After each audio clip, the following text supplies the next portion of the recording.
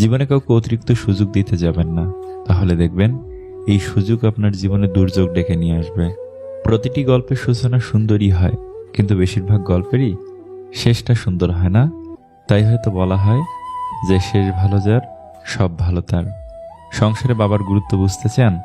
তাহলে হাতের বুড়ো আঙ্গুলের সাহায্য ছাড়া রুটি ছেড়ে চেষ্টা করো, উত্তরটা পেয়ে যাবে। কি অদ্ভুত না? ভাগ্য সাথী নয়, তবুও মুখ ফিরিয়ে নেয়। বুদ্ধি লোহা নয়, তবুও জং লেগে যায়। আত্মসম্মান শরীর নয়, তবুও আঘাত লাগে। মানুষ আবহাওয়া নয়, তবুও বদলে যায়। আজকাল কথা কম বলতেই বেশি ভালো লাগে, কারণ আমি জানি কথা বোঝার মতো মানুষের সংখ্যা খুবই কম, কিন্তু আঘাত করা মানুষের সংখ্যা অনেক বেশি। হাসতে থাকো, দুনিয়ার সাথে থাকবে। অশ্রুকে তো চোখও জায়গা দেয় না।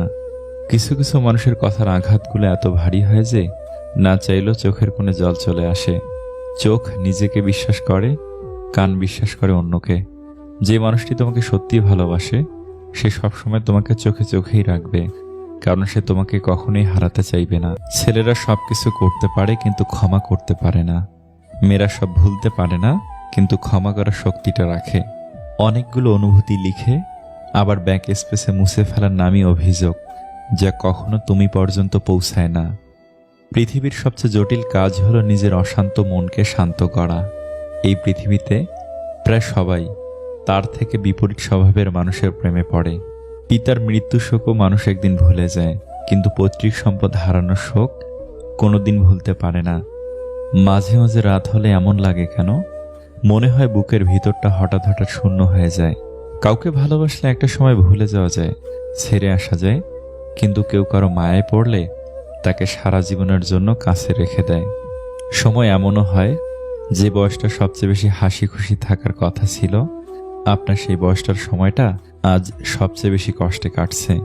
রাতে ঘুমানোর সময় যদি হঠাৎ করে আপনার কোনো মানুষের কথা মনে পড়ে, তাহলে সেই ব্যক্তি আপনার খুশির কারণ, অথবা সেই ব্যক্তি নিশ্চয়ই অতীতে আপনাকে আঘাত করেছিল। একই জোকস পড়লে বারবার হাসি না আসলেও একই দুঃখকে কেন্দ্র করে বারবার কষ্ট কেন হয়? কিছু মানুষ মনের মাঝে কষ্ট চেপে রাখতেই খুব পছন্দ করে, অথচ তাদের ঠোঁটের কোণের হাসি দেখলেই মনেই হয় না তাদের মনে অনেক কষ্ট। জীবন কারোর জন্য থেমে থাকে না, কিন্তু মনটা মাঝে মাঝে থেমে যায় প্রিয় মানুষটার জন্য। তখন খুব বেশি কষ্ট হয়। সেই কষ্ট না কাউকে দেখানো যায়, না কাউকে বলা যায়। যখন ছোট ছিলাম সব ভুলে যেতাম, সবাই বলতো মনে রাখতে শেখো। বড় হলাম, কিছু ভুলি না এখন, কিন্তু দুনিয়া বলছে ভুলে যেতে শেখো। যে ভালোবাসে তার বুকে সন্দেহ ও ভয় দুটোই থাকে, যে ভালোবাসে না তার কাছে কোনোটাই থাকে না। একজন জিজ্ঞেস করলো, ভাগ্য যদি প্রথমেই লেখা হয়ে থাকে তাহলে দোয়া দ্বারা কি লাভ হবে? আমি উত্তর দিলাম, জানা নেই, হয়তো ভাগ্যের মধ্যে এটা লেখা আছে যে যা পাবে দোয়া করার দ্বারাই পাবে। পৃথিবীতে অনেক ধরনের অত্যাচার আছে, ভালোবাসার অত্যাচার হচ্ছে সবচেয়ে ভয়ানক অত্যাচার। এই অত্যাচারের বিরুদ্ধে কখনো কিছু বলা যায় না, শুধু সহ্য করে নিতে হয়। ধরে রাখা এবং যেতে দেওয়া উভয়ের মধ্যেই ভালোবাসা রয়েছে। সত্যি খুব ভাগ্যের ব্যাপার একজন চরিত্রবান জীবনসঙ্গী পাওয়া।